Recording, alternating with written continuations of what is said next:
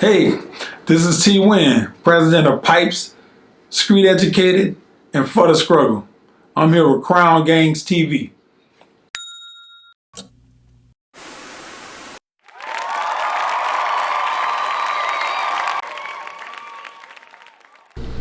All right, y'all, we back. Go ahead, tell them your name, where you from, and what they know you for. All right, I'm Terrence Winn, aka T. Winn. I'm a Cooper Road native. Well, Shreveport. I'm a Shreveport native, Cooper Road representative. I just did 30 years in prison. I went in at the age of 16. I was like the first juvenile taken out the system. I was one of the first juveniles taken out of the juvenile system and placed into the adult system and sentenced to Angola. I went to prison at the time of a political maelstrom, whereas the city was on fire and they was crying for a lot of changes to be done judicially, and I was a victim of that. I got caught up into that, and this was after the Cedar Grove riots, where a white woman killed a black guy in Cedar Grove. So the punishment that she probably should have had is what I received, and I did 30 years because of that.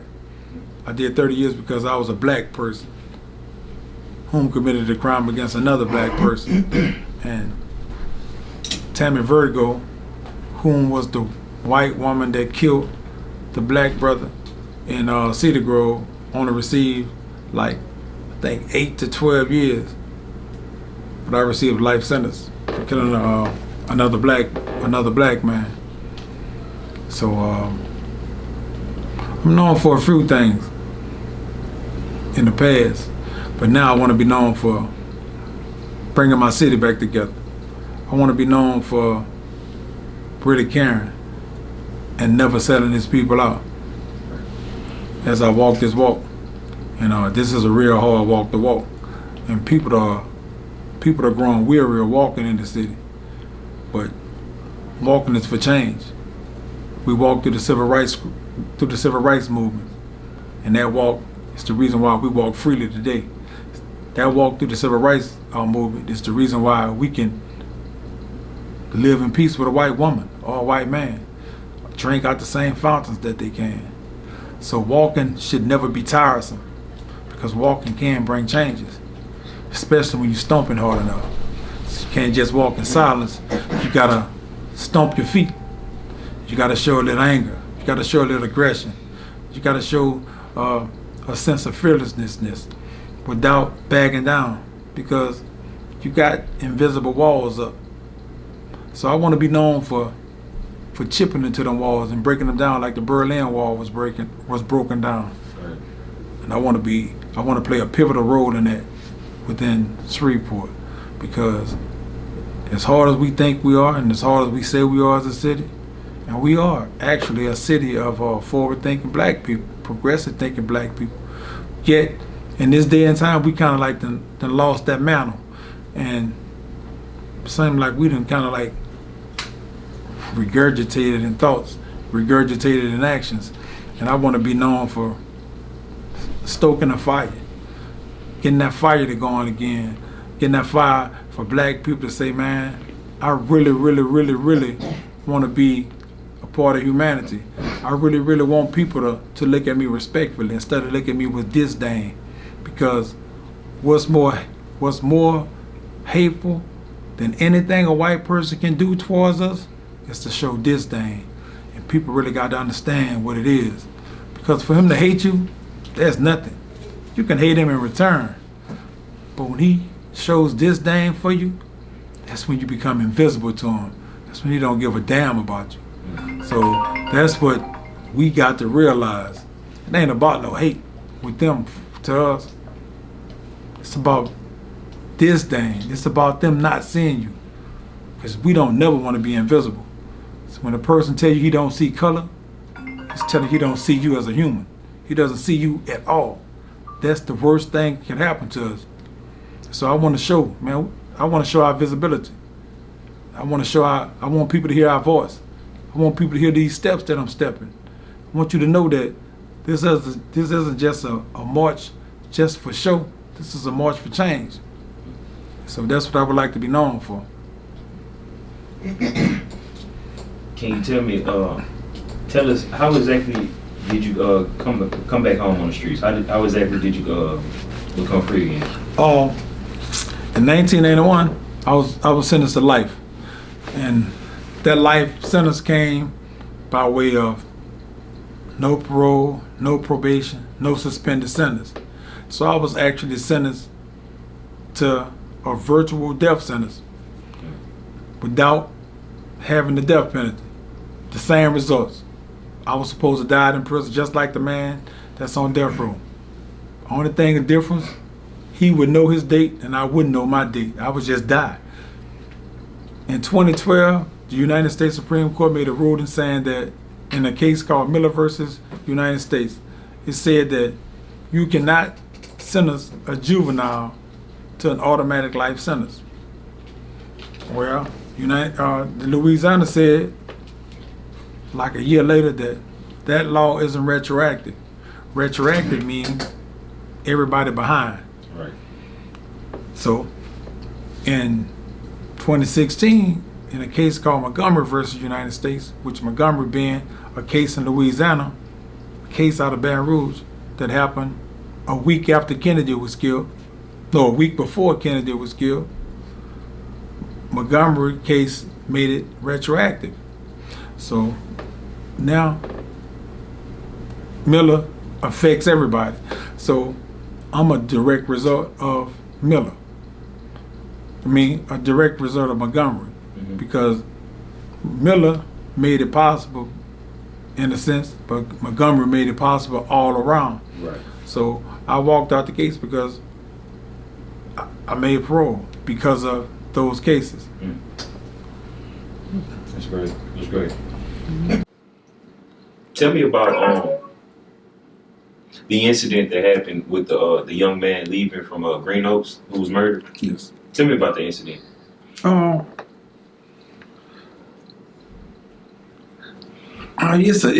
It's a tricky situation. It's a situation like mistaken identity. When things are going on in the streets, and so many people got the same kind of cars in Shreveport. We identify people through our cars.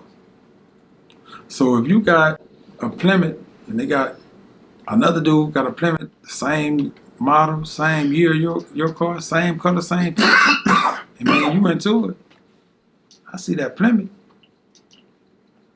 I'm attacking you in that car. Right. Might be this man in that car, and it's too late. So we're losing because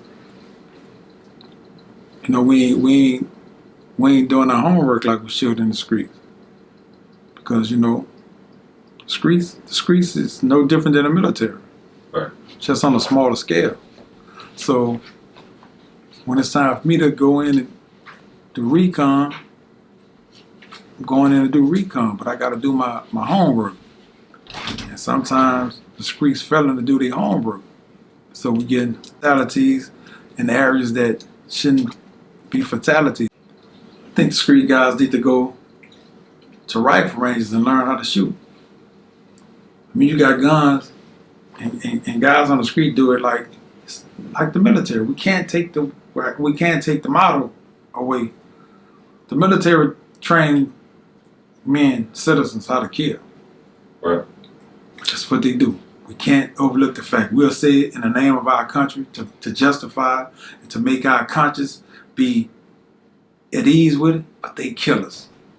That's what they do. So if they go kill another human being from another country, that's another human being lost. But we don't care because that human being isn't from our country. Right. That human being isn't our neighbor. We don't see that human being. We don't speak that language. So it doesn't affect us the way that these inner city crimes affect us. So guys are in these streets. I think guys in these streets need to go to rifle ranges, man. Learn how to shoot. so you can hit your target. Yeah. I'm not saying, my thing isn't to say, oh, man, let's stop all this from going on. I want it to stop, but I understand reality, and I'm not gonna close my eyes to reality. The reality is the streets are gonna be the streets. Right. So I'm not asking you brothers to stop anything. Only thing I'm asking you, yeah, I am. One thing I'm asking you brothers to stop missing your target if you're aiming at somebody that's done something to you. If a brother done something to you and he in the streets with you, that's the way you live. Right. So you get it how you live. That's like in the military. When the military go to war with other countries, people want them to kill military people, right, not civilians. You know what I'm saying? That's when they start to messing with you. When you see American plane just kill a whole group of innocent kids, right, just playing on the playground. That's when it start affecting you. It affects us because a 2-year-old kid didn't have anything to do with what some teenagers or adults was doing. Right. A 2-year-old kid deserved to live. A 20-year-old girl didn't have nothing to do with whatever was going on, so she deserved to live. So, man, you just need to get your aim straight, man. You gonna do it right. Yeah, do it the right way, man. Right. Let me ask you this question here. Before you went on your sentence, it seemed like crime was a little different. OGs, I guess, you call them now, didn't allow a lot of things to go on that are going on now. Perfect, right. What do you feel like has changed in the streets that is? I think OGs became silent. I think OGs lost their way. I think OGs stopped being OGs because an OG talked to you. An OG, he gave you game. He taught you, hey man, this is the streets. This is the world. So whatever happens between me and you in these streets, it stays on these streets. You don't tell the police about that. You handle it. You leave it in the streets. You don't just, our OG wasn't gonna let you just freelance. Well, I'm beefing with this brother right here. I'm finna go bust his head. That's now. But back then, you're like, look, man, I'm beefing with such and such, man, I'm finna go get him. You be like, nah, man, you ain't finna just go get him. You gotta do it this way. There were steps to be taken. See, now it's like, man, it's on site. It's on site. As soon as I see you, no matter who out there, it's on site. Back then, now, you had to, it was more guided. OGs really stood up for OGs back then. And young guys nowadays, it's like they don't have it. It's like they don't have that guidance. Because the leaders nowadays, they age. They right there with them in age. So it's like, man, y'all the same age. You calling them dad. Like kids raising kids. Yeah, so it's like, yeah, kids raising kids. But, the leaders nowadays it's whatever, man, let's go. Do it. I'm finna send them at you. And it was a little difference, man. It was a lot different. And you knew who your enemy was then. Now you don't really know who your enemy is. Right. Because now you can ride in the car with a dude and y'all was partners. And he might whack you. Back then, you ain't never had to worry about getting whacked by the dude that was in the car with you. You ain't never had to worry about getting whacked by the dude that be hugging the block with you. So it's a difference, man. OGs kept it tight. OGs gonna call hood meetings. OGs gonna have park meetings. You get into it with these people and we was once cool with them, OGs finna talk to their leaders. Like, man, let's stop this here before this here get out of hand. It's a difference. It was more organized. And we understood we had to protect our neighborhoods at that point too. It ain't no protection. It ain't no protecting the neighborhood because everybody kind of like running with each other. So the structure is, the infrastructure is totally different now. Right. Was that a surprise to you? You know, first coming home, only being here 2 months now. Was that a surprise to you? Just realizing the magnitude of the change that took place while you were gone? No, I think it wasn't surprising because I stayed in contact. You know, I always had a phone in jail, and so I stayed in contact. I stayed communicating. You know, people would always be like, I might speak in the past, and so people would be like, man, they don't do that out here no more. They don't think like that.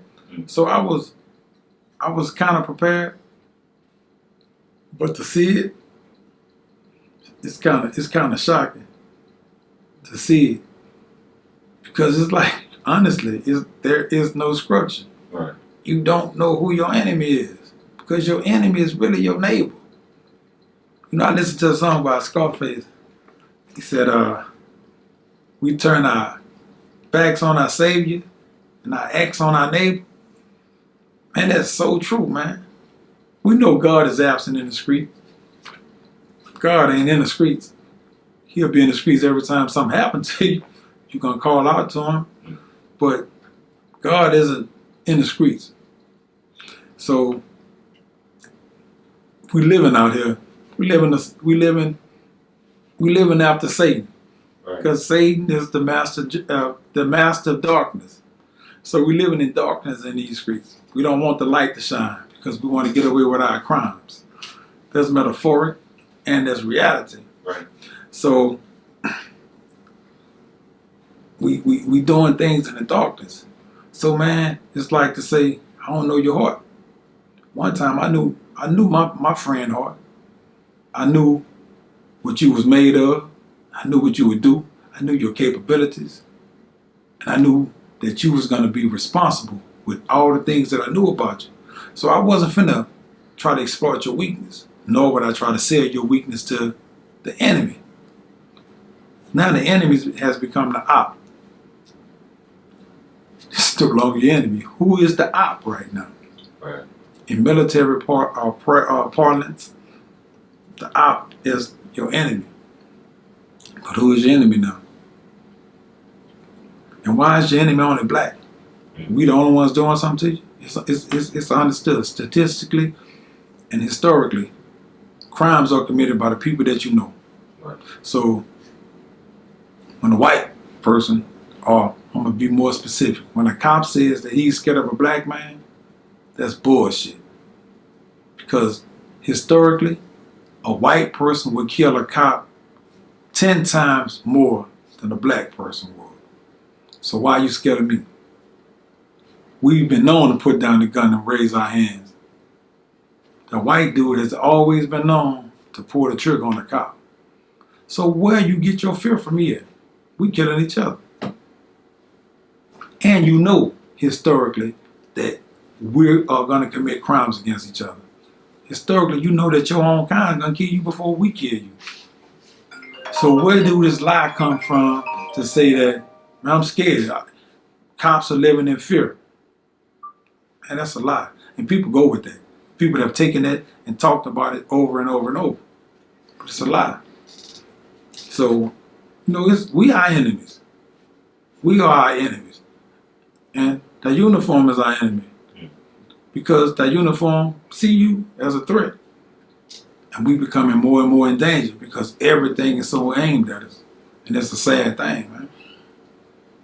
All right. What's your take on the violence in the city pertaining to, you know, the streets? I don't know. It's like, it's kind of tricky. You know, it's like, from my position, it's like towing a real line. You got to really toe this fine line because you don't want the streets to think that you selling them out. Right. But now I'm a grown man. I'm a grown man with responsibilities. I'm a grandfather, so I want safety for my grandkids. Right. I don't never want my grandkids to live the life that I live. I don't want no one else's kids to live the life I live. So my take on it is, it's emotionless. It's uncaring. No one in the street is showing no emotions towards one another. And so they'll let their anger go in a drop of a dime. All right. So it's like, it's scary because you don't know where the shots coming from. You don't know where the missed shots coming from. So you don't know exactly when it could happen, because it happens anywhere now. It used to didn't happen in this neighborhood. It happens in this neighborhood. It used to didn't happen on this busy street. It happens on that busy street. And it happens at any time. At one time, it was regulated to night. So my take on this is really unpredictable, man. You don't know when it's gonna happen. You can't see it. You can't prepare for it. You can't move away from it and say, I'm gonna be safe here, because it happens everywhere now. Right. So it's real unpredictable, man. In the past few years, statistically, the murder rate has increased. What do you think that is a direct result of? I think it's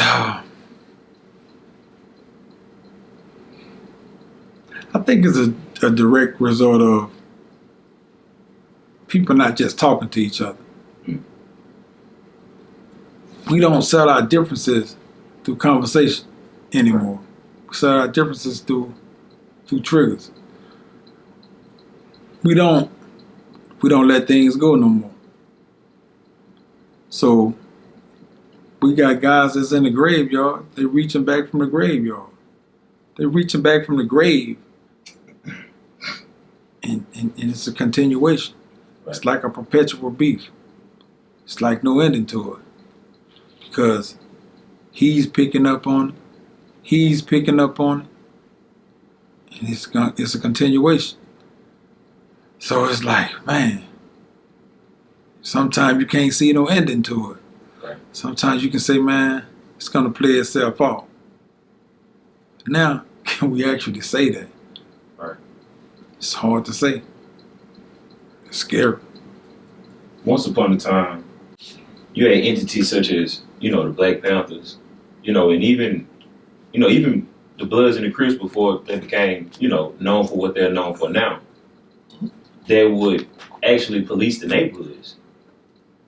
Nowadays, it seems like you can't even trust the police to police the neighborhood. How do you feel about, this I want to say recent, but it's been going on for so long. How do you feel about the police on black brutality? The police. I think right now, man, we're really seeing what the slaves went through our police. The police started as slave patrols. Keep the slaves on the plantation. They run off, you can kill them, whatever you do with them. If it's my good slave, you bring him back, and I'm a chastiser. So what we're seeing now is a direct relation between that mentality and this mentality. Right. Police, do I think they're trying to solve crimes? No.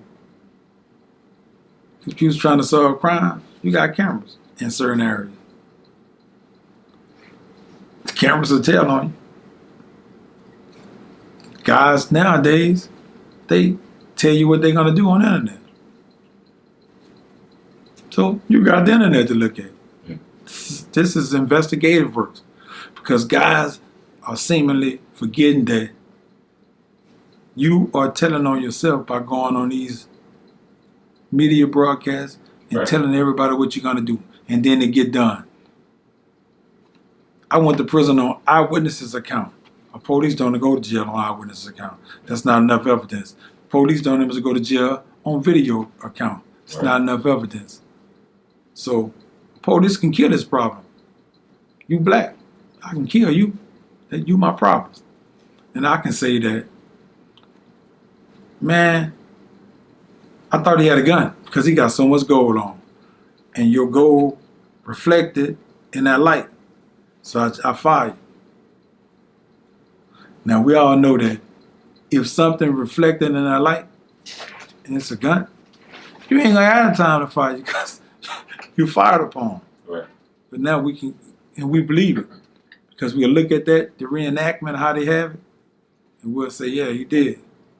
Because coming back from slavery, we got this stigma of being angry black people because we was in slavery, we was held in bondage. So now you letting us out.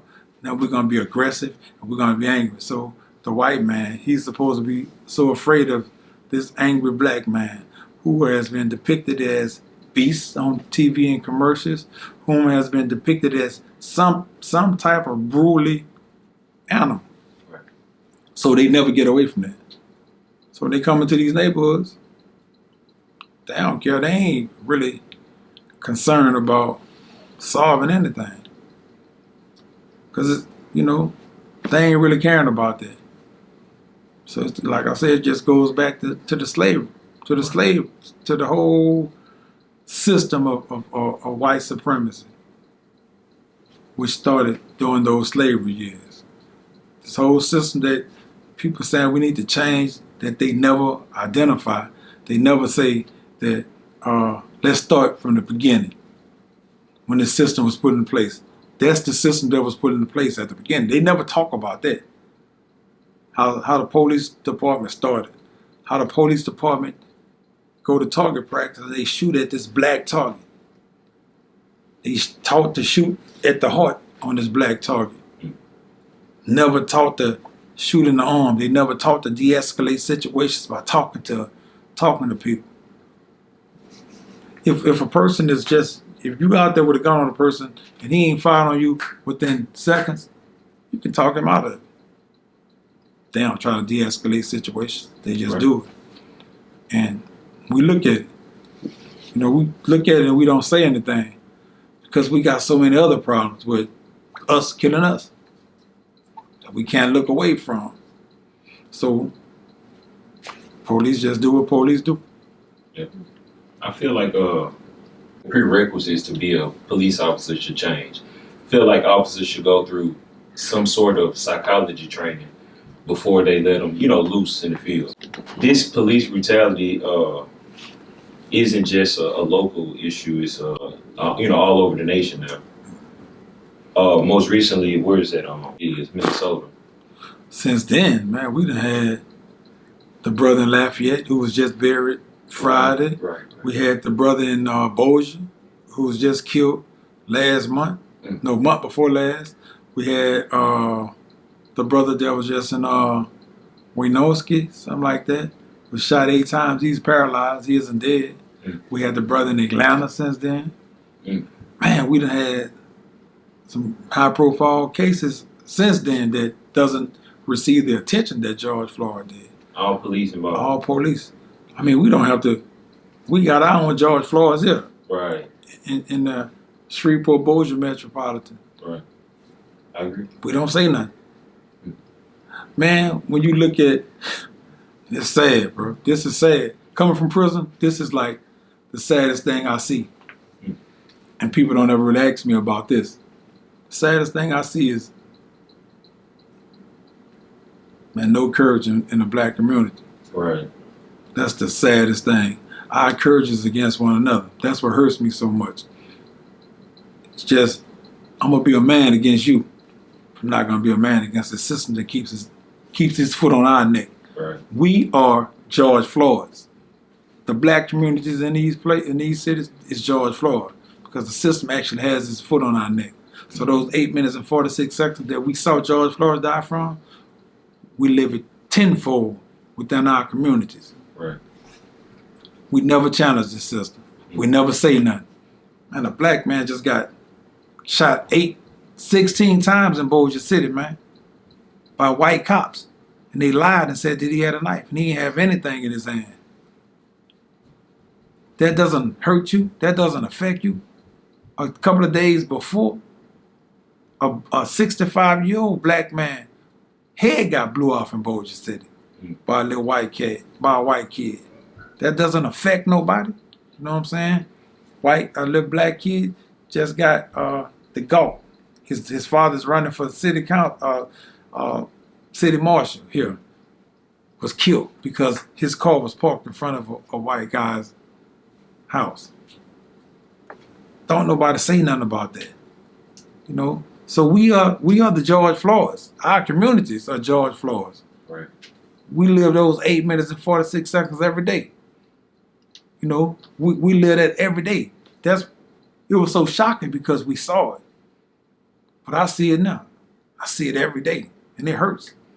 Because I don't want to be tough towards you.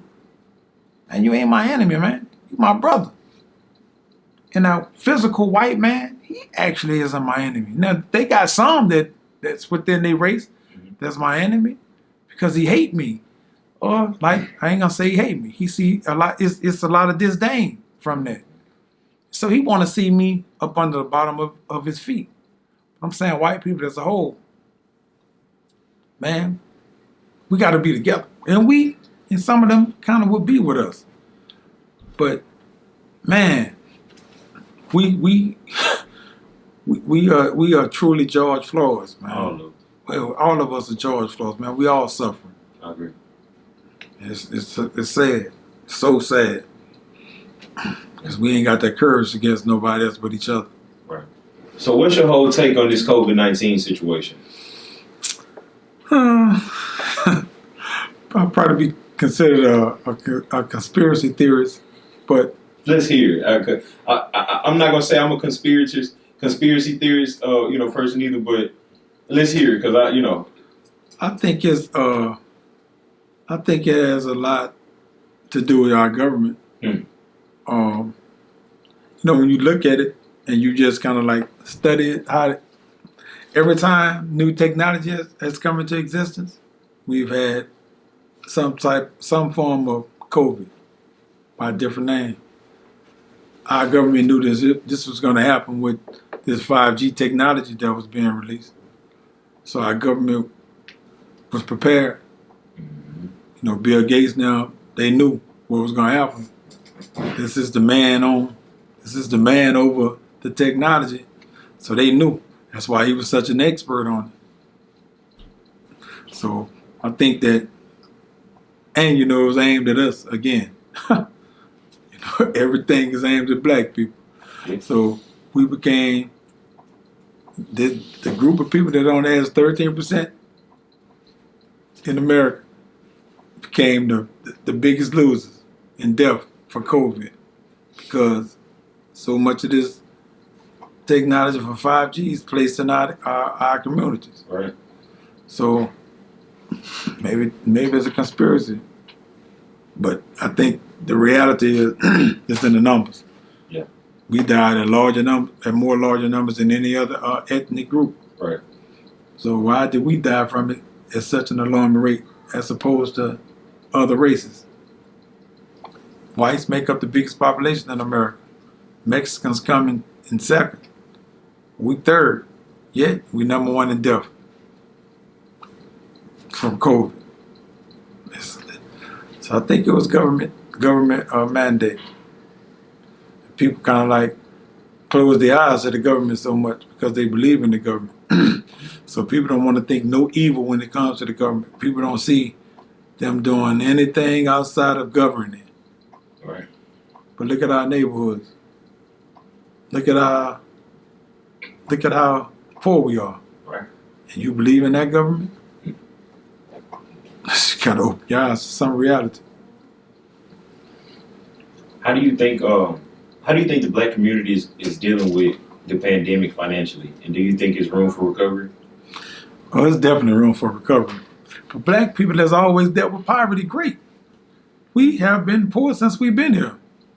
So nothing affects us financially. Economically, I don't care what happens in this country, we're going to deal with it better than everybody. Because we don't have nothing. So we know how to make the best out of a worse situation. Because we already in a worse situation anybody can be in. That's why we party. We poor as a mug, but we going to party. We're going to have a good time. We're going to have food on the table.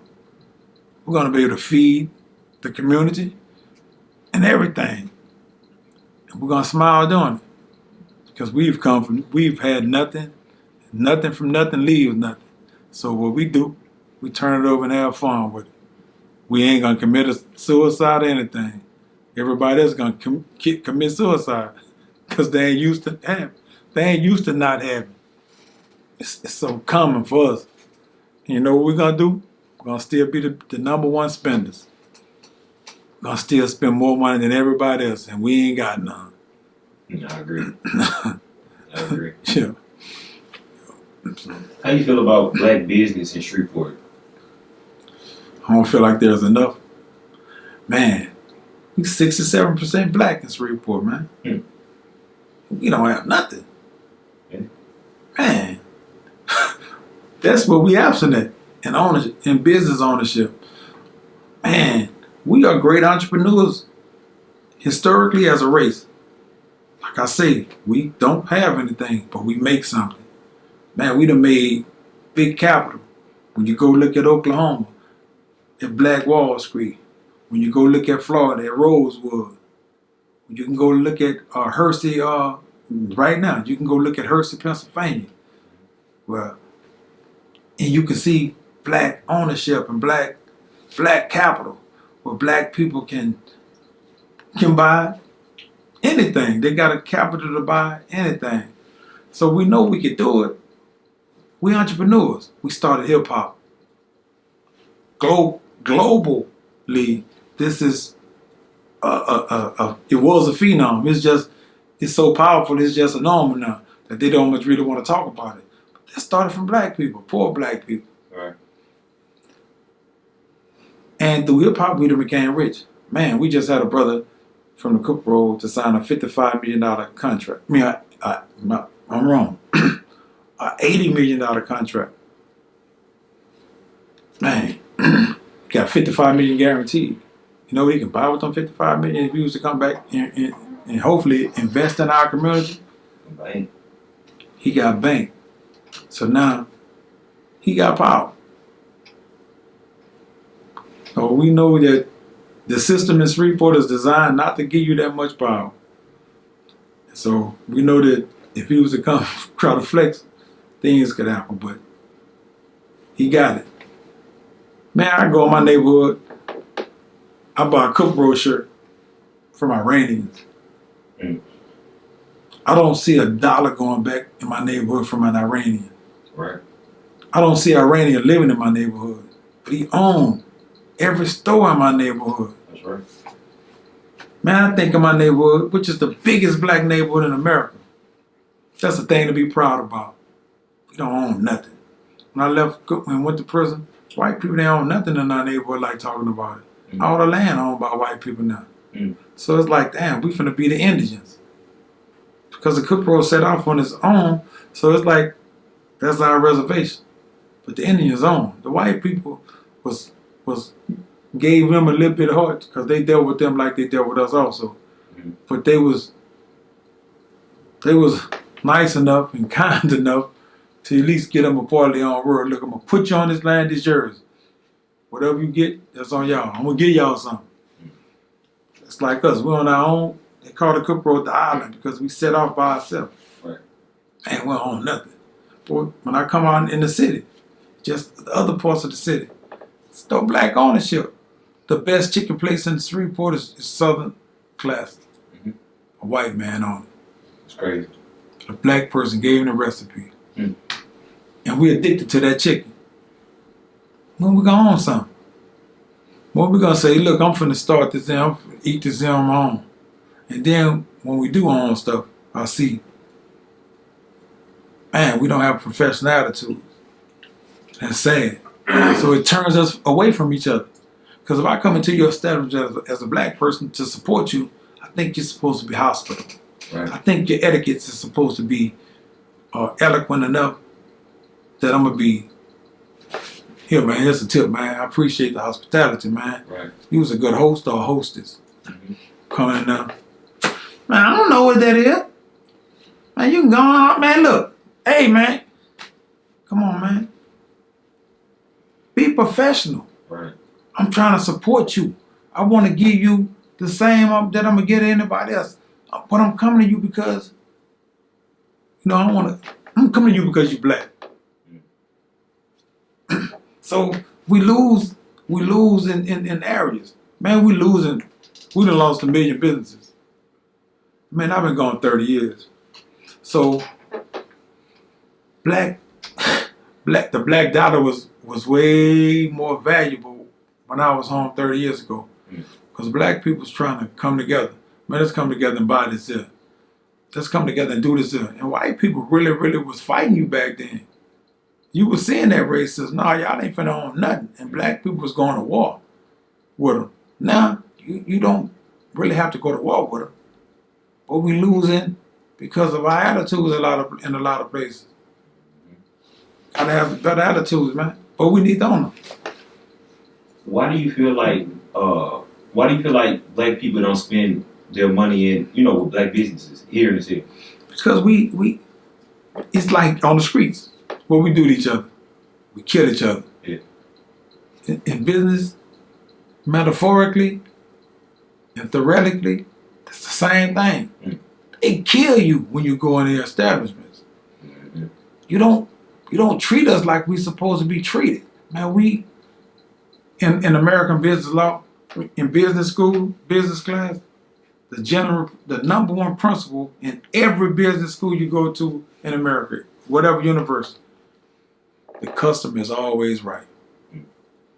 When you go into a place of business here in Shreveport, a black business, that you come in, their attitudes is like, man, you better not ask me nothing or whatever. So it's like your defense is already up. But you be like, man, I don't want to deal with that. I'm not even finna go in their place. I'm just gonna go take my money to these Mexicans. I'm gonna go take my money to these white people. I'm gonna go take my money to these Koreans or whoever else. I'm gonna take my money away from my people because we don't treat one another right. But if a white person coming in or somebody else is coming in, you'll see them change their attitudes. You gotta win at business by being polite. Polite goes a long ways in business. It goes a long ways in life.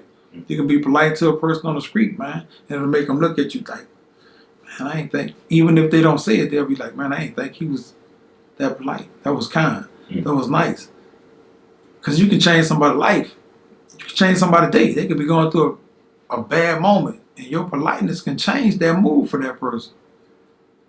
So we got bad business etiquettes. Yeah, man, with everything going on how it is now in the city, do you believe it could possibly lead to another riot, such as the one you mentioned earlier from '88? It's really hard to see because, man, I haven't saw a protest. Man, I can recall before I got out July the 1st. And I was sitting in the dorm. Every day I would look at the news because I was so proud to see these protests.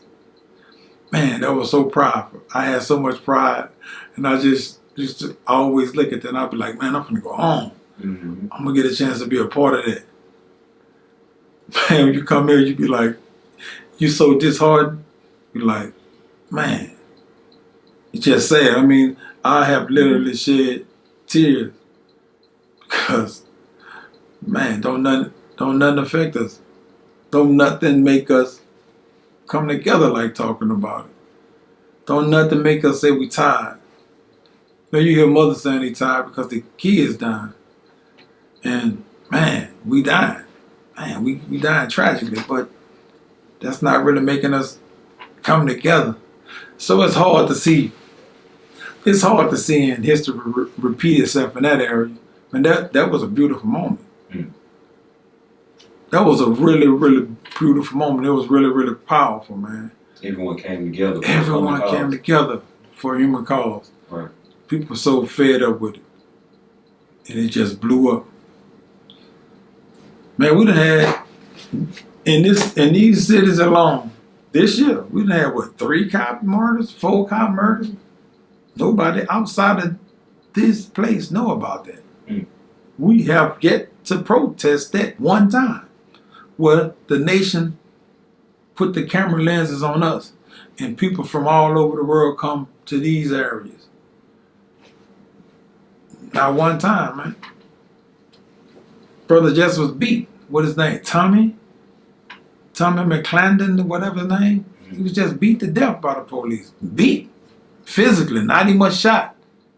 So when you look at George Floyd dying with a knee on his neck for 8 minutes or something, just imagine him dying because they beat him in his film. The world ain't talking about that. Right. The brother just got killed by the police. Shot 16 times. The world ain't talking about that. The world don't much know about that. Right. And ain't nobody protesting.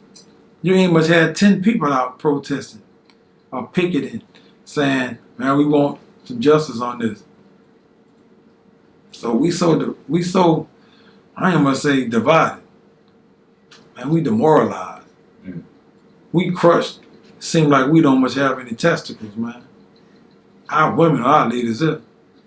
And women lead the charges in these other big cities also. Yeah. But the men ain't fed up. So I don't see it happen. No, I don't see it happen. Why do you feel like that? Why do you feel like women are the leaders now? Because the men ain't here. Because the men don't have the moxie to be men like they supposed to be. You know, it's like we can't say that prison got us all. You see men everywhere. Right. But men have become silent, man. It's like we don't much know how to communicate no more. We don't much know how to growl. We don't much know how to be angry and stand up and say, look, man, we tired of this and we ain't taking this in no more. It's like we just go silent and be like, man, I don't care about that. That ain't my business. That's really the mantra here. That ain't my business, man. I don't care about that. Do you believe that that's a result of fear from, more police brutality against the black man for raising up in a position of power? I mean, yeah, well, I can say that. I can see that. I can say that in theory. But do you fear me? I'm the one killing you. Me. This black man. That black man. They kill us, of course. But they might kill us this month. You might not see another police killing here for another 2 years. But every single day, we killing each other. Or we killing our babies. Or we killing our women. That happens every day. Right. So I ain't scared of that uniform like I'm scared of you. You know what I'm saying? I understand. That uniform, yeah, he got a smidgen of fear in me. Because I know he would get me. But I can pass by police every single day. I can bump him. He might say, hey man, excuse you, watch yourself. But I ain't gonna come in contact with him as much as I'm gonna come in contact with you. So I don't think I fear them. I just think that, man, I don't know, man. I don't understand our mentality. I guess it's because of COVID. And I haven't really just been around people. But I know we gotta kill black man first mentality. We gotta kill black man first mentality. Before anybody else kill that black man, that's become the mentality here. And that's a sad mentality. And our mothers got, I love my kid mentality, which has been passed down from generation after generation. So she hasn't lost who she has always been. We've lost who we was. We ain't protecting our families like we once did. Our kids are dying. We ain't standing out and growling. It's like, man, I'm tired. I'm beat. They ain't listening to me, so I ain't finna say nothing to them. I don't want them to turn their gun on me. But how can you not love him enough to say something to him? How can you not fear him enough not to scream? Because a scary person says something, man. A scary person ain't just finna be quiet. A scary person be say, man, I went to school with a million scary dudes. You know what they'll tell you? You go hit on them? Man, stop! Ain't much saying that. So I don't know why tongues at. It's like they've been cut out. Yeah. Tell me about your organization, Pipes. Man, Pipes is a beautiful thing. Pipes, the motto for Pipes is reversing the flow. PIPES is an acronym that stands for priorities, intentions, and practical exchanges. I'm gonna start from the back to the front. A practical exchange is if I go in your place of business and I order your food, you give it to me. What I give you in return? Money. That's a practical exchange. Right. PIPES want to do practical exchanges. I want to give you a practical exchange I want to exchange fear for love. I want to exchange the streets for education. I want to exchange prisons for homes. So I want to exchange ignorance for education. Those are practical exchanges. Simple to do. Something very simple to do. So it's our intentions to give you that. It's our priority to give you those things. It's our priority to educate. It's our priority to make it a safe environment for those that's in the environment and for those that's returning to the environment from prison. Right. So we have to have something to offer them so that they don't return to doing what they was doing.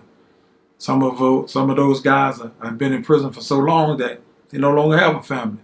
So PIPE's job is to make sure they have clothes, make sure they have a cell phone, make sure they know how to operate that cell phone, make sure they know how to drive, make sure that they can go get their food stamps so that they can go and buy food, make sure they know how to navigate through life.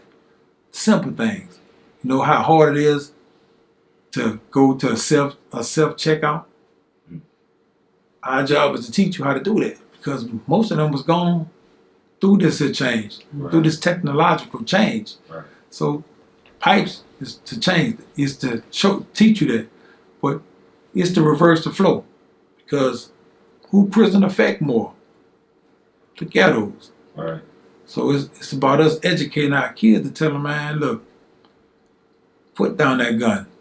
And my homegirl's son started this here phrase, put down the gun and buy more shoes. I love that phrase. But my thing is to say, put down the gun, bro. Don't kill that black man. This is an alternative to you killing that black man. So that's what PIPE's for. Okay. I also heard you have a book in the mix. Yes. Can you tell us about it? Yes, I have a book that will be released at the end of this month, the very first of next month. It's called In No Sense. It's a play on innocence. And it's saying that in no sense does it take for me to just pull the trigger. I don't have to use no senses. At the snap of a finger, I can pull the trigger, kill you, and go to prison. So, in no sense that I lose my innocence. And it's a walk through my life. It's a walk through a 16-year-old former gang member's life.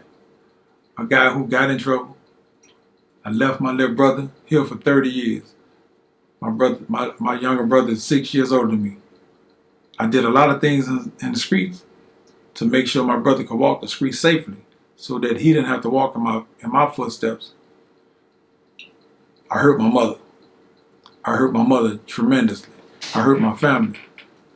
Yet, through all the hurt, my family loved me and they stood beside me through these 30 years of confinement. So, in no sense, it tells you about that walk. It tells you about loyalty and friend, like I have with Roger, a childhood friend that stood beside me while I was in prison. That's rare. You don't see that. You don't see friendships from kids surviving 30 years of incarceration. So in no sense, it speaks about that. It speaks about the importance of controlling your anger. Because if you give in to your anger, you can end up in prison. I gave in to my anger and stayed in prison. So in no sense, it speaks about the importance of listening to your elders. Because we don't want to listen to people because we feel like people trying to live our lives. But people with experience trying to tell you something right, you should listen to them. Just listen to them because they trying to steer you right. They like they're telling you, look man, go and pick up that gun and go kill such and such. People with that experience, that care, they're going to tell you, and put down that gun, man. Pick up that book. Oh man, go on in the house, man. My life was, I don't want to hear that. I'm finna live my life. And my life ended at 16. I died for 30 years. Because my mama couldn't touch me every day like she wanted to. My mama loved me throughout. But I died to my mom. I died to society. Even though my name lived on. I had friends. I had done enough stuff in the streets in those 16 years that made my name live in the streets. Yet, prison is death. Prison is actually slavery. What you read in the books, picking cotton and being on a plantation. Angola is a plantation. And it's a play on our people in Africa. Because they named it Angola knowing that it was going to be filled by black people. And it's actually filled by black people. So in no sense speaks about all these trials and tribulations. And it speaks about if you just read it, just to get some, if you can read it, you'll get something from it. And it'll keep you out of what I just went through. 30 years of hardship, 30 years of slavery. So that's in no sense. All right. Do you believe gangs are a major issue in the city? No. I don't think that there is a such thing as an organized gang in the city. Because right now, everybody is really cool with everybody. I was just in our projects the other day. And speaking to guys, and other guys pulling up and they like, man, look, it ain't like it wasn't used home. This my boy here. They from Queensboro, they bloods. And they getting their shakes and they getting like, it's love with us. Whatever is whatever. They ride, we ride. So I'm like, hey man, I'm cool with that. Want to see all black people get along. So my mindset isn't there. So no, I don't think there's a gang problem. I think that the system is controlling the narrative like they are known to do. So now they saying it's a gang problem. 30 years ago you had a gang problem. It was easily to identify. You had Crips and Bloods in this city. And they was at war every single day. Now, there are no Crips and Bloods in this city. And Cedar Grove hang with Queensboro hang with the Cooper Road. So where your gang at? Because you could easily take those same group of young men and say, look man, I'm finna make y'all a company. I'm finna take y'all down to the courthouse. I'm finna fill out this paperwork. Whatever name y'all got, we're finna make it legitimate. Saying we motorcycle clubs became motorcycle clubs because before I went to prison, they was motorcycle gangs. Now, they're respectful. They're respectable organizations. You know what I'm saying? Same group of people, different terms of law. And the law look at you differently when you do things differently. So no, we don't have a gang problem. I would say we don't have a gang problem. All right, man. So we talked about Pipes, your nonprofit organization. We also talked about your book, In No Sense. What else are you involved in right now, man? Well, I got Street Educated clothing line. Sure. This is a shirt. Okay. That's a hat. All right. I have For the Struggle Publishing. That's pushing my book. I also have For the Struggle Entertainment, which is a record label. They're doing the sound. We doing the soundtrack for the book. We're doing the soundtrack for the documentary. We have a couple of artists that you're gonna have to be checking for. Okay. Brittany, and we have Pooh Cat. So those are a couple. Got a brother named Sack, Big Sack. He's working with us. He's a real powerful voice. He actually is the Nipsey Hussle of the South. If people just give him a chance and listen to him, this brother is really good, and he's really positive. So when I say he's the Nipsey Hussle of the South right now, he's actually that. So I also have, pipes. We in the communities. We are frontline soldiers. We out there. We want to see it get done. We're at every funeral. We do marches. We're growing. We're doing all this out of our heart. We're a non-profit organization. We're officially a non-profit organization, but our profit is love. Our profit is want to help our community. Our profit is want to curb some of the violence. We want to stop seeing little kids and innocent people die. We want to help those on the street because we know there is no separations with us.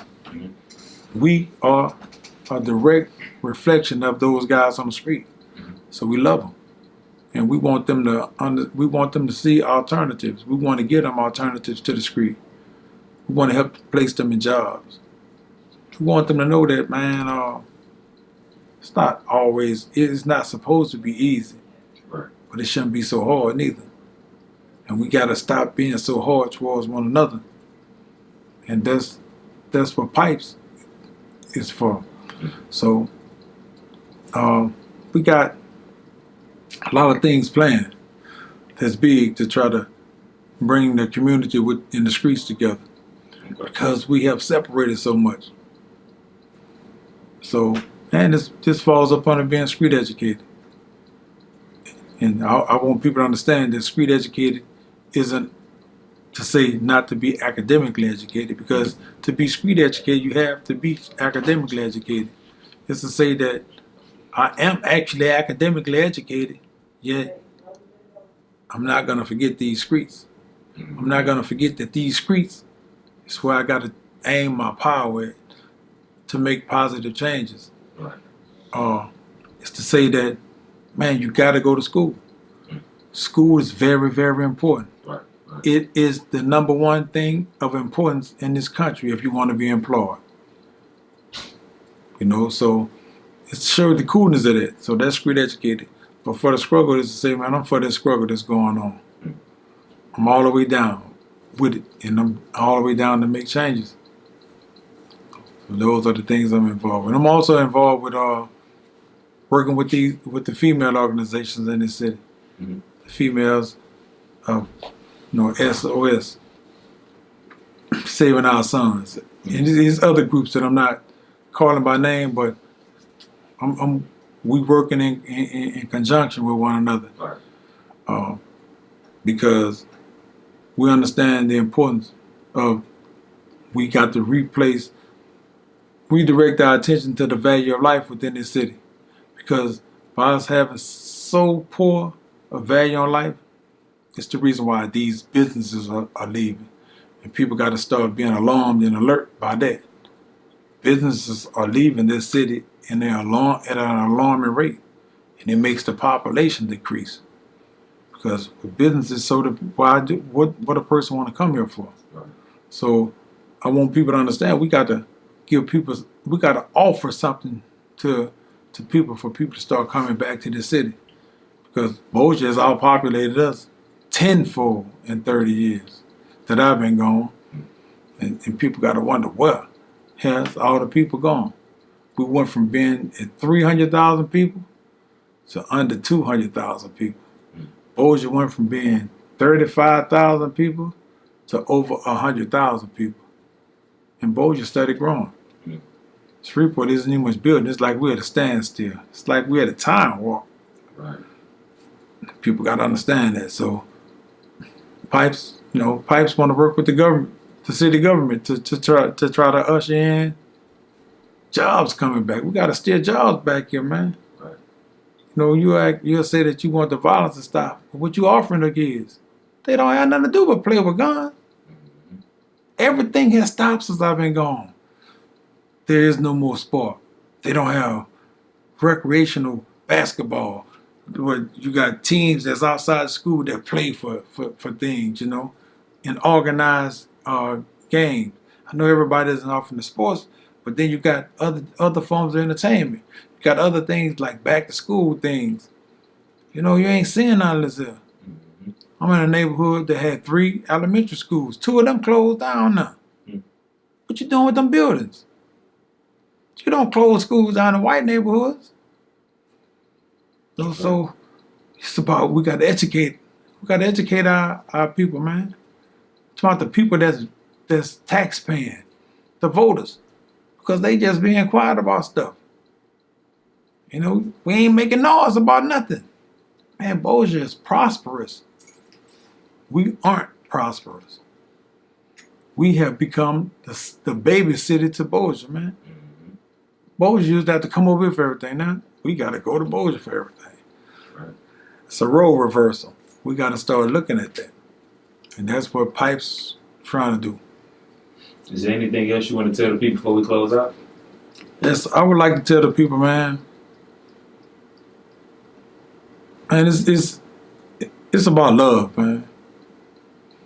We gotta. I mean, we ain't hating each other, cause we doing everything we doing without emotions. But man, it's about love. It's about loving me and letting me know that I matter, because I love you and I'm gonna let you know that you matter to me. Man, we walk by one another. We don't even speak to one another. Yeah, we strangers. But man, what's wrong with being hospitable? What's wrong with saying good morning or how you doing when you passing me? Well, now we look at each other, turn our head. When are we gonna show the world that we matter? And you know, I kind of like don't always like to hear the phrase "Black Lives Matter" because we don't show it. Show it to me, man. Just reach out and touch me one day. If I got a boogie in my nose, just say, "Dang, brother, you got a boogie in your nose." You ain't got to know me. Just showing me that I matter. My appearance matter to you. If I got my collars and stuff wrinkled, say, brother, you know your collar need to be touched up. No, so my message is that. You know, I also want to say that I got a clothing line. My shirts go for $25. My hats go for $20. My face mask go for $10. All right, man. Tell the people how they can contact you. Or you can contact me at Winn on Facebook. That's TEEWINN. On Instagram, that's Screet_educated6. You can contact me on my phone at 469-799-5741. Or you want to purchase a t-shirt, purchase a hat, purchase a face mask, you could cash out me at the cash sign, capital S. The rest is not capitalized for Screet, and capital EDU. That's Screet Educated. But it's Screet EDU. The S and the E are the only 2 things that's capitalized. So you can also contact my business partner, which is Roger Gallen, or my brother, Jarvis Winn. We have business cards. We ride around the city each and every day. And soon we'll be having our offices and stuff set up.